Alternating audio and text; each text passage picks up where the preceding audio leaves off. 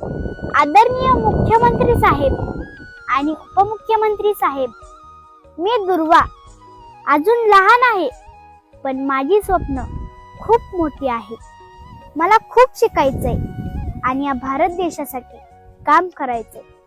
पण त्यासाठी मला एक संधी हवी आहे. साहेब, तुम्ही मराठा समाजाला जर आरक्षण दिलं तर आमच्या पंखांना खरी उडान मिळेल. आमचे आई बाबा दिवस रात्र शेतात कष्ट करतात, आम्हाला शिकवतात.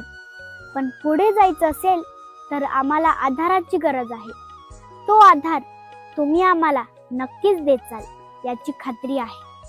साहेब, जर तुम्ही आम्हाला आरक्षण दिलं तर आमची सगळी स्वप्न पूर्ण होतील आणि एक दिवस आम्ही या भारत देशाचं नाव नक्कीच उज्ज्वल करू, हा शब्द देते.